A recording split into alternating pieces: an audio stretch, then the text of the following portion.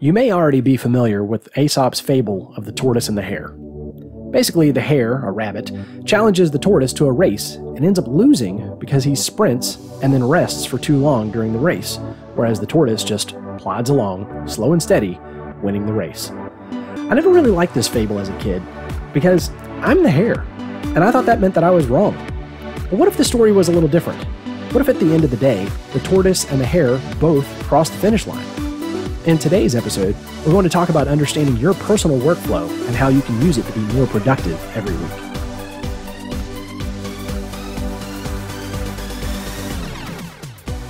week. Welcome to Empowering Productivity, the podcast that empowers you to break the mental chains that keep you from producing. Here are your hosts, Keely and Austin Reason.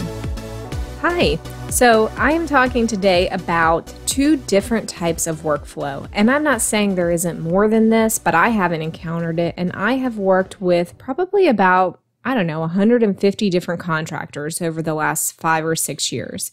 And typically I have two types of people that work with me. Either the person who really just sprints and knocks out all their work in a couple of hours. It took them all week long to do it.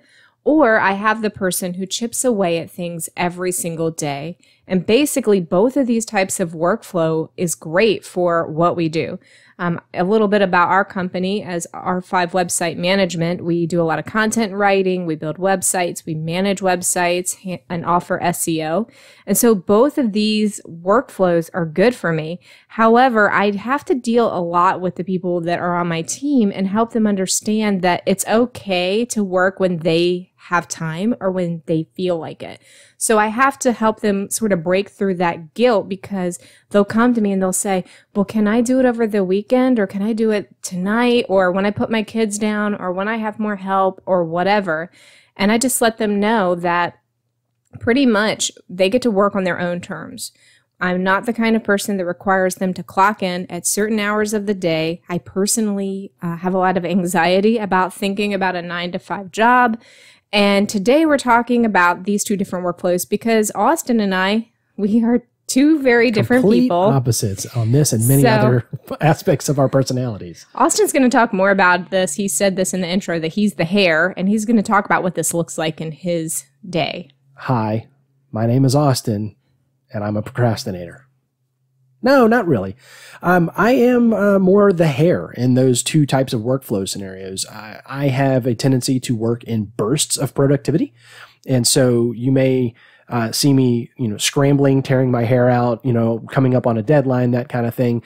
And I used to, as I said, I used to feel very guilty about that. I used to think, you're doing it wrong, Austin. Slow and steady wins the race. And so you're supposed to just stay at it, a little bit every day. And that can work for some people, but I never found it to work well for me. And I always found that at the end, at crunch time, when there's no escape, that's when the work gets done. And I've known over the years, many other people like that. And again, we all thought we were broken. We all thought we were doing it wrong. And so I know now that there are certain types of tasks that if I sit down, I am going to get sucked in. If I sit down to do this particular item on my to-do list, I know that I have to give it 2 hours. There's no way that I'm going to come up for air until that project is done or I've hit a roadblock. Keely, on the flip side, thinks the idea of having to sit down for 2 hours to do a single task gives her heartburn. And I'm the opposite. I don't feel like I have to give it 2 hours. I know that I'm going to. I know that there's no way around it because once I get rolling on it, I feed off of momentum. And I think that's part of what happens with the hare in the story, right? Is, what you see in the story is he sprints at the beginning and then because he's so arrogant, he takes a nap because he's got such a great lead on the tortoise. If you ignore the competition aspect of that and look at it as, the hare took off right out of the gate, right? The firing pistol goes off and he blasts out of the gate and then stops for a little while, maybe takes a nap or whatever, and then gets back up and then blasts off again. That's more my workflow. When Keely and I have our weekly staff meeting, that is the two of us kind of organizing our calendars and our day and our to-do lists, I insisted that be 9 or 9:30 on Monday morning, because as soon as we are done with that, I am going to get a lot of stuff done. And it's going to be awesome because I've sat down and I've talked about what needs to happen. And now I've gotten all motivated and I'm ready to go. Fire that pistol. I am taking off from there. Keely doesn't need that. Keely doesn't need that initial burst like that. And I may take off to the races and then stop and come back to that project later. Or like I said, I hit a roadblock and decide, okay, I can't go any further on this until I hear back from this other person or whatever. That's fine. And I know once I hear back from that person, I got to carve out some more time, because when I sit down, I'm going to be back at it. I'm going to be laser focused. So that's me. That's the Hare. And me, I always said I was like the Energizer bunny. I just keep going and going. Wait, no. I'm the bunny. I'm the Hare. You can't be the bunny. You have to be the Energizer tortoise. This analogy, I am the tortoise. That's right, yeah. My workflow is to get up and start being productive from the time I'm awake to the time I go to sleep at night. And honestly, if I'm not productive at night, I pretty much fall asleep on the couch. So that is kind of what happens to people that are like the tortoise, because we don't really stop during the day to really catch our breath or get a break. So not to say that I'm walking like this straight line to the finish line, but I don't tend to stop moving and doing. I like switching tasks. I want to come back to these things later. It's okay with me because I know I'm going to do it later. And I know, for Austin as the Hare, it drives him insane when he doesn't have everything needed to complete a project at one thing, because he wants to touch it once and be done with it. Absolutely. If I had to sit there and touch the project like to completion from start to finish like that, it would not get done. I would just go do other things. I've watched it drive you crazy during like an afternoon. Just go off the deep end. Can't handle it. Yeah, I'm not good at that at all. And occasionally I do have to really like knuckle down and get something sent to a client. And I am like, oh, I hate myself the whole time I'm doing it. But the thing that we found is that whether you're a tortoise or a hare, you can use your personal workflow to be more productive, to get things done. And part of that starts with seeing the positives to your workflow, recognizing, and Keely helped me realize this about, I'm not broken because I'm the Hare. I'm not doing it wrong. I'm doing it differently. And so as the Hare, those of us that work in these short bursts, we have the ability to work on complex projects that need consecutive hours to complete. We're okay with doing a whole lot of work in a small space. And I say a small space. Sometimes it's not even a small space. Sometimes it is a long stretch of time, 2, 3, 4 hours, but it is concentrated work. It's a sprint. It's not plodding along like the tortoise. It is go, get, like do all the things, even if it's over, a long chunk of time. But that's also combined with the ability to accomplish tasks fast when it is crunch time, when it is the deadline, and it's now or never. You can throw everything aside. And by the way, throw aside the distractions. That's where I lock in the best, is when I'm in a position where there's nothing else on the plate. You've got to get this done by close of business today, or you've got to, turn it in tomorrow, or whatever it is. And so you just kind of move everything else aside, going back to what we talked about before about, prioritizing your tasks and those kinds of things, and just focus on this thing and get it done and get it done now. That laser focus also has a tendency to turn into a good eye for errors, for quality control, because again, it's that hyper focus on a particular task or project or whatever it is. You have a tendency to be able to see some of those minute details and errors. What about the positives for you? So for me, I think, I can handle jobs that have a lot of distractions. I'm not saying that I don't get a little annoyed when I'm asked a million questions. That is difficult for everyone. But if I don't have natural distractions in the day, I actually create them for myself. Yeah, she distracts herself. It's distract amazing. myself. I will say that even though I have been working from home for over 7 years, and I still get in like as many steps as anybody. That, does a lot. I mean, seriously. The other thing is a tortoise is good at projects that need to be chipped away at every day. So I have people on my team that they want to work a little bit every day. They do not want to give like 8 hours today. If they want to give 3 hours, they want to give 2 hours. And I need that. And I'm good at that myself. I want to be able to work on projects that have to be chipped away every day. And I also don't easily get burned out on a job because I vary my tasks. If I am like laser focused on something for too long or only have one kind of job or one type of task, man, I think everyone can hit burnout. But I hit it really fast as a tortoise because I don't want to do laser focus on it. And that's not really good for ongoing long-term work. If you do spend 2 or 3 hours and knock something out and then tomorrow it's there again, it's very, very easy to get burned out on that job. I think that's why I hate dishes.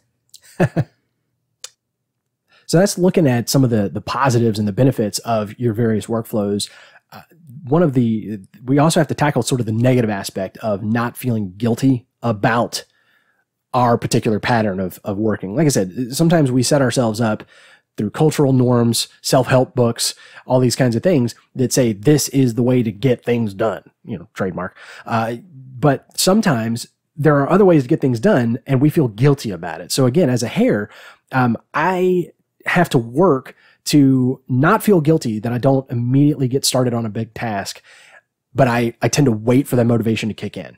That's hard to learn. It's hard to learn that it's kind of like, for an artist, the muse taking them, they're never going to get that great painting done until the moment takes them. Writers have writer's block where you can't get past this one part, right? So you distract yourself, you do something else, and then eventually it hits and you're ready to go. The same thing can happen just in business, in any given task.